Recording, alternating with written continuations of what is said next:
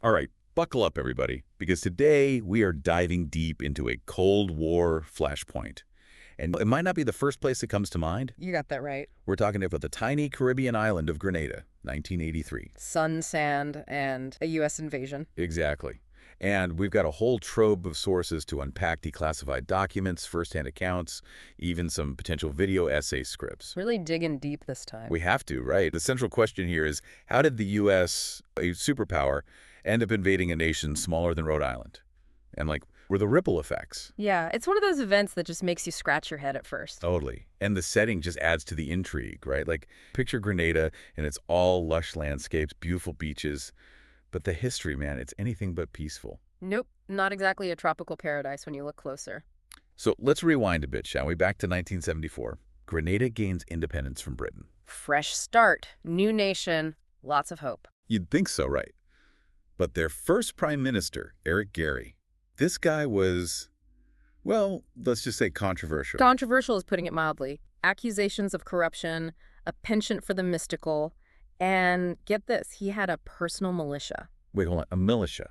Like his own private army. What was it called again? The Mongoose Gang? Are you kidding me? The Mongoose Gang? This sounds straight out of a Bond film. Right. But it wasn't a joke. They were accused of some pretty serious stuff. Intimidating opponents, silencing dissent. Not exactly the democratic ideal, you know. Okay, things are already pretty shaky in Grenada, and this is all before the Cold War really takes hold there, right? Yeah, Cold War is definitely looming in the background, but things are about to get a whole lot more complicated. Okay, on the edge of my seat. Lay it on me. 1979, cue dramatic music. Maurice Bishop and his New Jewel movement come onto the scene. New Jewel movement. Okay, their deal. Marxist-Leninist group, they stage a coup, overthrow Gary. So from one strong man to another. Well, Bishop was a complex figure. On the one hand, he was charismatic, promised all these social reforms, better health care, education, to the people. Yeah, I can see how people would be drawn to that. But Yeah. he also suspended the Constitution, no more elections, and he started cozying up to Cuba and the Soviet Union. And there it is, the Cold War connection. Now it all starts to make sense why the U.S. would eventually get involved. Exactly. This is the early 80s, peak Cold War paranoia. Reagan is in the White House. He sees communism as this existential threat. Right, the evil empire and all that. So Bishop, knowingly or not, is stepping right into the lion's den. Yeah, you could say that. I mean, he probably saw aligning with the Soviets as a way to, counter U.S. influence, gain some leverage, Oh. Played superpowers off each other. The move, though, playing with fire like that. Oh, absolutely. Yeah. And things are going to get even more complicated in 83 when internal divisions within Bishop's own government start to surface. Oh, great. So it wasn't just the U.S. versus Grenada. This is getting messy. Oh, yeah. Bishop's Bernard Cord, a real hardline Marxist, he starts challenging Bishop's leadership. What was Cord's problem? Was it just like a personality clash, or was there something more to it? It was ideological, for sure. Cord thought Bishop was getting too soft, Yeah. trying relations with the U.S., straying from the true revolutionary path. So the revolution was eating its own children, classic stuff. Sadly, yeah. And this power struggle is going to have some deadly consequences. Uh-oh, this doesn't sound good. It's not. October 1983, Cord, with the backing of the Grenadian military, they place Bishop under house arrest. Whoa, so it's full-blown coup within a coup. Pretty much, yeah. And if this sparks protests, people loyal to Bishop, they want him freed. Yeah, I bet this was popular, right? Very much so. And in this crazy turn of events, the protesters actually managed to free Bishop from house arrest. Wait, what? So he's back in power? Not for long. Tragically, he's recaptured by the military, Cord's faction. Oh, man, I can see where this is going. Yeah, on October 19th, 1983, Bishop and several of his close supporters are executed. Executed? By their own? This is brutal. Talk about a powder keg situation. It was. And, this execution, coupled with those pre-existing Cold War anxieties, it created the perfect storm for U.S. intervention. So the stage is set for Operation Urgent Fury. But before we get into the invasion itself, let's take a minute to understand why the U.S. felt compelled to act. What were their justifications? Well, the Reagan administration really played up the whole saving American lives angle. Oh, right, the American medical students on the island. Exactly. There were about 1,000 of them studying in Grenada, and Reagan claimed they were in danger after Bishop's execution. 1,000 students. That's quite a number for such a small island. It is, and it definitely played well with the American public, the whole rescuing narrative. What, was that the only reason? I mean, we've talked about war context, the Soviet influence, and the whole airport situation. Of course not. The safety of those students was a factor, sure. But let's be real, this was about much more than that. Okay, so spill the beans was really going on. Reagan saw this as a golden opportunity to, roll back communism and send a message to Moscow. This is our backyard and we're not letting you in. Exactly. It was about reasserting U.S. dominance in the region, preventing what they saw as the spread of Soviet influence. So a mix of humanitarian concern and Cold War strategizing with probably a healthy dose of opportunism thrown in. That's a pretty accurate assessment, I'd say. And this all leads us to the Point Salines airport, which was another major sticking point for the U.S. Oh, right, the airport. We can't forget that. Cuban built, right. Yep. And the U.S. was convinced it was going to be a Soviet military base, just a stone's throw from Florida. So they saw this as a direct threat to U.S. national security. Absolutely. And that's going to be a key driver of the invasion. But we'll delve into all that when we come back for part 2 of our deep dive. Don't go anywhere. Welcome back, folks. Let's pick up where we left off. October 25th, 1983. The U.S. is about to launch Operation Urgent Fury. Urgent Fury, huh? The name is something out of an action movie. It does, doesn't it? And this operation was pretty impressive, you got to remember. This wasn't just a small-scale military exercise. We're talking about Grenada, an island about a third the size of Los Angeles. I mean, how much firepower could deploy? Well, more than you might think. The U.S. committed over 8,000 troops to this operation, and it was a mix of different units: Army Rangers, the 82nd Airborne Division, Marines, Navy SEALs, even elements of Delta Force, all coordinated under Joint Special Operations Command. Wow, so a real all-star team. What was the strategic thinking behind such a diverse force? Each unit had its own specialized role to play. The Rangers, for example, were tasked with securing Point Salines Airport, which, as we discussed, was a major strategic objective. Right, that Cuban-built airport the U.S. was so worried about. How did they go about taking it? Well, the Rangers conducted a classic airborne assault, dropping right onto the airfield under heavy fire. So picture this.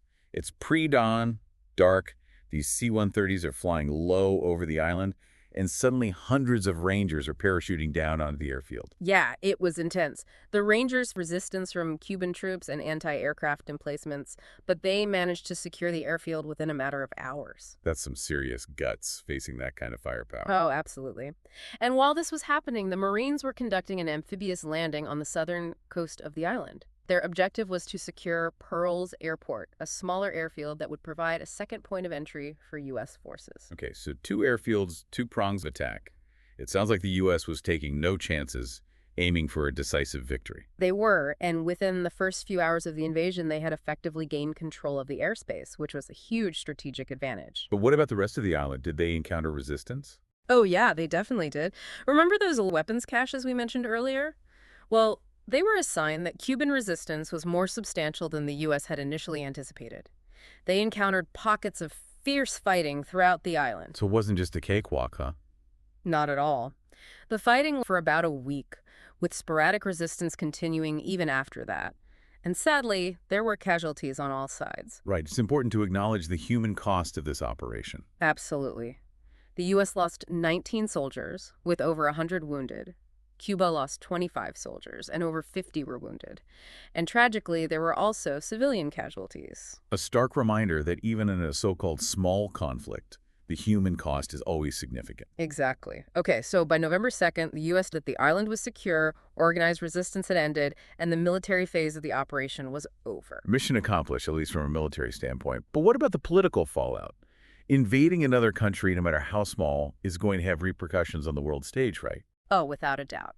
And the international response to the invasion was very, very mixed. Like how mixed are we talking? The General Assembly, in a vote of 108 to 9, condemned the invasion as a violation of international law. Wow, 108 to 9. That's a pretty resounding condemnation. It was, and it put a real U.S. diplomatic relations. Even some of America's closest allies, like Canada and the U.K., expressed their disapproval, right? Yes, they did. They argued that the U.S. should have pursued diplomatic options before resorting to military force.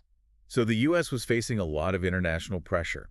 They were being accused of acting like a bully, using their military might to impose their will on a smaller nation. That was definitely the perception in many parts of the world. However, it's important to note that not everyone condemned the invasion. Oh, right. You mentioned that some Caribbean nations actually supported the intervention. Why was that? Yeah, for several Caribbean nations, particularly those in the Organization of Eastern Caribbean States, they actually welcomed the U.S. intervention. I guess they were more worried about the instability in Grenada and the potential for increased Cuban and Soviet influence in their backyard. Exactly.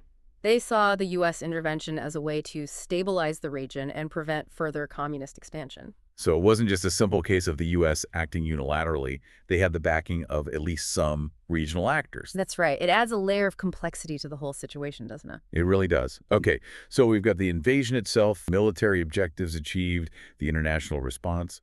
But what about Grenada itself? What happened to the island after the dust settled? Well, that's a whole other chapter, and one that's filled with its own set of complexities and contradictions.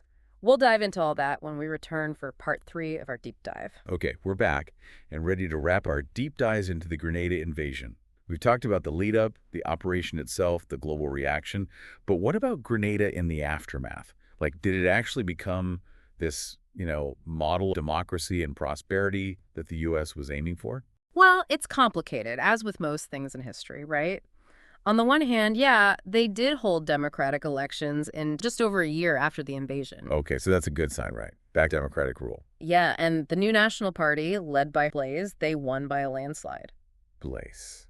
Oh, was he pro-U.S. then? Oh, very much so. I mean, his victory was seen as that at least some Grenadians were ready to embrace a closer relationship with the U.S. Makes sense, right? After the whole invasion thing. Yeah, and the U.S. was more than happy to reciprocate. They poured millions of dollars in aid into Grenada, helped rebuild infrastructure, boost the economy. Sounds like a win-win, right? Democracy restored, economy growing, everyone's... Well, not everyone. See, while there was definitely economic growth, a lot of Grenadians felt like it came at a price. Ah, okay, so what's the catch? Well, for a lot of that growth was driven by tourism, which meant, foreign companies coming in, taking control of sectors. To profits flowing out of the country instead of staying in the hands of Grenadians. Exactly. And that created this sense for some people that, they were trading one form of dependency for another. From being reliant on the Soviet bloc to being reliant on U.S. aid and investment. Right. And then there's the whole question of autonomy. Like, how much freedom did Grenada really have to chart its own course after the invasion? Good point. I mean, they were pretty much in the right. It definitely created that perception.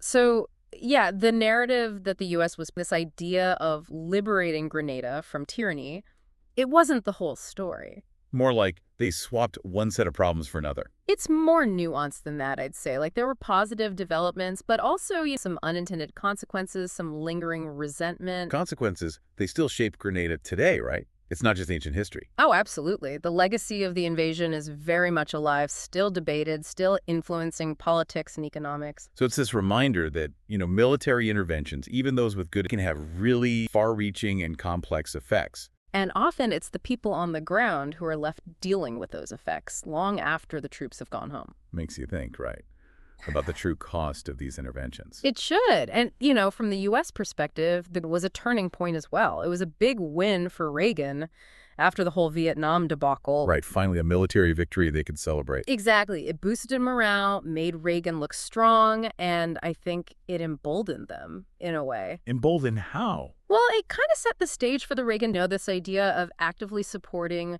around the world, even if it meant, getting involved in some pretty messy conflicts. Grenada was a testing ground, in a way, for future interventions. You could argue that, yeah. I mean, it showed them that a victory was possible and that, the Soviets could be challenged. But the right lesson to learn. I mean, looking back, knowing the full complexities of Grenada's situation. It's a tough question, right? Did the ends justify the means? Was it worth the long-term costs? Those are debates that continue to this day. And I think that's what makes this whole story so fascinating and relevant, even now, all these years later. Totally agree. It challenges us to think critically about foreign policy, about the use of military force, about the unintended consequences of our actions. And that's really what we've tried to do in this deep dive, right? Not just present the facts, but really get you thinking, make those connections. We've explored different perspectives, dug into the motivations, the outcomes, both good and bad, and hopefully left you with some food for thought. Some historical brain food, right? And that's what these deep dives are all about. So thanks for joining us on this journey back to 1983, to the sunny shores and complex history of Grenada. Always a pleasure. Keep those brains hungry, folks.